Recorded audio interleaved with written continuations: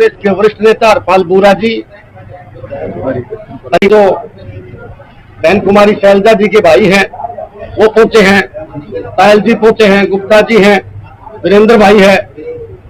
आज ये press conference जो है हमने बुलाई है, और सबसे पहले आज बहुत महत्वपूर्ण दिन है।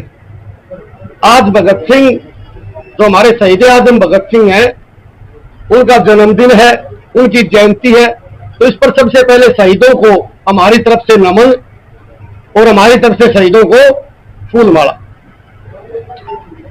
और मैं तो ये कहूंगा कि सभी को शहीदों के बताए मार्ग पर चलना चाहिए। शहीदों ने देश को इसलिए आजाद करवाया था कि हर आदमी को न्याय मिले और ईमानदारी से नेता राज करे। लेकिन आज के नेताओं ने जो युग पलट दिया, आपने देखा होगा किस प्रकार झूठ बोलते हैं। जो प्रधानमंत्री की कुर्सी पर बैठने वाले लोग हैं, इतना बड़ा पद है, वो झूठ बोलता है। मुख्यमंत्री की कुर्सी बैठने वाला व्यक्ति है, वो झूठ बोलता है। मंत्री की कुर्सी बैठने वाला है, वो लूटता है देश को। तो आज शहीद भगत सिंह की आत्मा दुखती है जब वो इन लोगों को देखते हैं। हमने यह प्रेस कॉन्फ्रेंस इसलिए बुलाई है कि आज हम एक एक से सवाल पूछेंगे। हम सवाल पूछेंगे सबसे पहले आपके पूर्व में मंत्री रहे कमल गुप्ता जी से, 2 बार विधायक रहे। भाई आपने 5 साल में क्या काम करे हैं? कोई एक काम गिनाने का काम करे तो हम बार बार पूछा उनसे। जब आपने कोई काम कराया नहीं, केवल लूट मचाई, तो आपको वोट किस आधार पर दिया जाए? हिसार की जनता के सवाल है। मैं पिछले 1 हफ्ते से घूमने लग रहा हूं और हिसार की जनता ने सवाल मेरे को दिए और वो सवाल मैंने पूछने शुरू करे। कमल गुप्ता जी ने कभी किसी कॉलोनी में नहीं गए, कभी किसी गली में नहीं गए, तो आज वोट मांगने का अधिकार उनका नहीं है। उसके बाद में मेयर साहब गली गली घूम रहे हैं कि एक मौका दे दो, एक मौका दे दो। एक बार हिसार ने उनको मेयर बनाया था, मेयर की पावर हिसार में मंत्री जैसी है। ये काम करे मेयर साहब, बताने का काम करेंगे। मेयर साहब ने काम नहीं, कांड करे, गिरान लाग जाओ तो उनके कांड पूरे को नहीं हुए। और उसके बाद में एक हमारे बहुत ही मान सम्मान के योग्य है, भाई हमारी माता जी है सावित्री जिंदल जी, हम बड़ा आदर करते हैं उनका। वो भी मैदान में आ गई, उम्र भी ज्यादा है लेकिन फिर भी मैदान में आ गई, निर्दलीय मैदान में आ गई, जबकि आना नहीं चाहिए था। उनकी सेवा हमेशा राणा साहब ने करी, तो अब मौका देना चाहिए राणा साहब को। अगर बच्चे माँ बाप की सेवा करें तो फिर माँ बाप का भी फर्ज बनता है कि वो भी अपने बच्चों को आशीर्वाद देवे। राणा साहब को आशीर्वाद देके और राणा साहब की सख्त ड्यूटी लगानी चाहिए थी माता सावित्री जिंदल ने कि बेटा तू सेवा कर, क्योंकि सरकार कांग्रेस की आने लग रही है। और सरकार अगर कांग्रेस की आने लग रही है तो आपको पता ही है, आपको पता ही है भाई कांग्रेस की सरकार आने लग रही है। तो एक बात क्लियर है भी, काम भी होंगे और सारा शहर में विकास भी होगा, सारा विकास भी होगा सारे शहर में।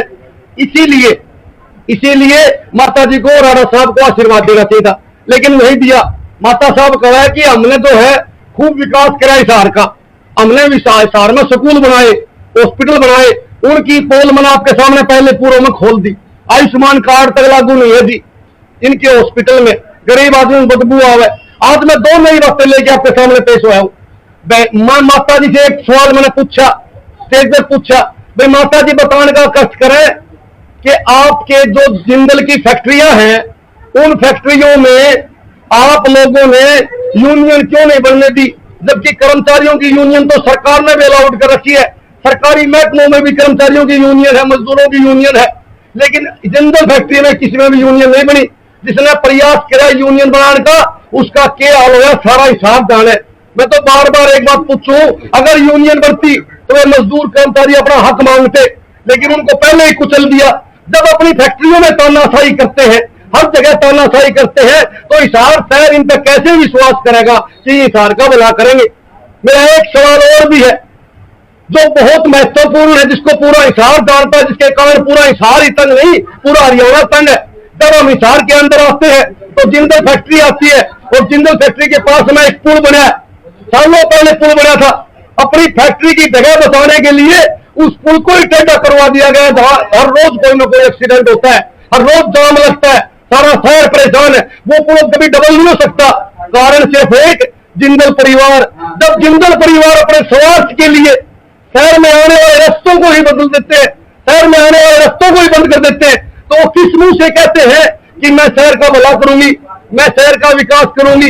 ये सवाल है मेरे जिंदल हाउस से। और मैं चाहता हूं कि जिंदल हाउस को सफाई दे कि वो पुल टेढ़ा क्यों हुआ, वो पुल सीधा क्यों नहीं बना, और उस पुल पर हादसे हो उसके जिम्मेवार कौन है।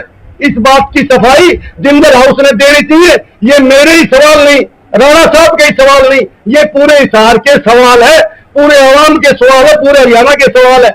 उद्योगपति है, मान लिया देश की चौथी अमीर महिला है, मान लिया अगर सेवा ही करनी है तो बिना एमएलए बने भी कर सके है। अब मेरा सवाल ये है, आज मोदी जी की रैली है, क्या उसका बेटा उसकी मदद करेगा या फूल वाले की मदद करेगा? जब फूल के वोट मांगेगा उसका छोरा नवीन जिंदल तो कपूत के होगा, और जब अपनी मां की मांगेगा तो पार्टी का गद्दार के होगा। फैसला नवीन जिंदल ने करना है। मैं तो एक बात और भी कहूंगा कि कहीं ना कहीं दाल में काला है, पूरे हिसार वासियों दाल में काला है, देख लियो गड़बड़ करने की मूड में है पूरी। ये वोट जो है बैटरी वाला गड़बड़ में लग गया है, बैटरी वाला सौदा गड़बड़ लग गया है। मैं बार बार कह रहा हूं था, एक दिन मैं जाऊं था, मैं देखूं था कि बैटरी वाला खंबे वाला, और भाई बात सुन लो, फूल वाला इकट्ठे हो रहे, फूल वाला फूल गोद में डाला, खंबे पर चढ़ गया और बैटरी मार मार के देखा। मैंने पूछा मंत्री जी के देखा, विकास ढूंढ है कई साल में? बोला ना, एयरपोर्ट देखा है। और इतनी देर में उसने देखा बैटरी मार मार के कि सारे शहर में राडा दिखा, सारे शहर में कांग्रेस दिखा, तो एकदम खंबा पर तमित से उतरा, बैटरी फेंक दी और भाग गया। बैटरी वाला बैटरी उठा के चला तो असली कोशिश करी, लट्टू फ्यूज हो गया बैटरी का, लट्टू भाग दौड़ के गलवाया, घर आए तो बैटरी के सेल डाउन हो गए। मैं तो माता जी ने एक बात कहना चाहूं, यह उम्र भागदौड़ करने की नहीं है, कदे लट्टू गुलवान ध्यान दो, कदे सैर गुलवान ध्यान दो। आपने राणा साहब को तुरंत आशीर्वाद देना चाहिए ताकि आपकी सेवा कर सके, आपके वर्करों की सेवा कर सके, आपके शहर की सेवा कर सके। मैं तो एक बात और पूछूंगा पूरे हिसार शहर से, आप लोगों ने सरकार जिनकी आड़ लग रही है उनको वोट देने हैं या शहर को 5 साल बाद में पीछे धकेलना है? 5 साल पीछे धकेलना है तो वोट और घर डाल दियो, और अगर शहर की तरक्की चाहिए, शहर में विकास चाहिए तो राणा साहब को वोट दियो। रामनिवास राणा एक देसी शरीफ आदमी है जो आपका बीच में रहोगा। बाकी जो प्रत्याशी है उनका आपने पूर्व में दिया था, कोरोना काल में राणा साहब सैनिटाइज करा था, कमल गुप्ता घरा सुत्या था, मेयर घरा सुत्या था, माता जी का दे रहे हैं कौन से देश में। इसीलिए मुसीबत तो कदे भी आ सके, और मुसीबत के अंदर हमने ऐसे आदमी को चुनना है जो इस शहर में रहे और आपकी सेवा करे। 2 शब्द अब हमारे अंकल जी बूरा साहब बोलेंगे, 2 शब्द हमारे शैलजा जी के भाई जी बोलेंगे, और उनके उपरांत किशन जो पूर्व में जिला पार्षद रहे कांग्रेस के युवा के उपाध्यक्ष है, वो भी यहाँ आए हैं, उनका भी स्वागत है, वो भी बोलेंगे। पहले आपसे जवाब ले लेंगे, अब पूछ लो। जैसे आपने कहा कि नवीन जिंदल आज जैसे भाजपा के मंच से बोलेंगे सावित्री जिंदल, क्या सावित्री जिंदल को भाजपा ने उतार रखा मैदान में, ऐसा लगता है आपको? कहीं भाई बात सुन लो, सख्त तो सारा शहर का हो रहा है, बाकी तो क्लियर फिल्म नहीं दे रहा है, सख्त तो हो रहा है कि कहीं ना कहीं बाईपास का रास्ता बना रखा है। कमल गुप्ता का सौदा दमदा लग गया नहीं हमने, इसलिए कोई बाईपास ढूंढ लिया हो। मैं बीजेपी वाले षड्यंत्रकारी है, कुछ भी कर सकते हैं ये लोग। कांग्रेस के भी तो आपके चेहरे नहीं दिख रहे, आप आशीष चाप आए यहीं के, बजरंग गैलेक्सी है, छतरपाल सोनी है, वीर सिंह चालियानी ने, ऐसे में 10-15 नाम गिना दूंगा जो कि रामनिवास राणा की सब दिखाई नहीं दे रहे। जिन्होंने टिकट मांगी थी उनमें से कितने लोग निशान नजर आ रहे हैं? सारे के सारे फील्ड में डाकमदाक हो रहे हैं। यहाँ को बैठने की कुर्सी तो 5-7 था जी मेरे भाई, सारे के सारे काम लाग रहे हैं। आप बैटरी लेके ढूंढोगे ना फील्ड में, आप लोग सारे नजर आओगे, सब काम लग रहे हैं, सब कांग्रेस पार्टी के सच्चे सिपाही। तो बैटरी सावित्री जिंदल वाली मांग कर ले आवाजी, ऐसे सावित्री जिंदल वाली के तो शेयर डाउन हो रहे हैं। अपनी घर के लिए आओ, फायदे में रहोगे। 4 वाली ले लो मेरे हिसाब से तो 2-4 जिंक करें। गहरला जी आप बताओ, आपके छोटे भाई है, चेयरमैन आप रह लिए 2 बार, उस समय जिंदल साहब के साथ ही आप लग रहे हैं, उनके साथ चुनाव पे आप वोट देते, तो इस समय हालात क्या लग रहा है, किस तरह की आपको लग रहा है कि जीत है, कितने मार्जिन से आ रहे हैं, कॉम्पिटिशन है, स्थिति क्या है? इस तरह है, इस अब आज की हालात में जो ना हम जीत में हैं, और जो समय बीतेगा भी 5 से 7 दिन और हैं, तो और ज्यादा मार्जिन जो है बढ़ेगा। हम जो है ना अच्छी पोजीशन में चल रहे हैं, और जनता का प्यार, जनता का आशीर्वाद जो है, जो जो हम नजदीक जा रहे हैं, जो बढ़ रहा है।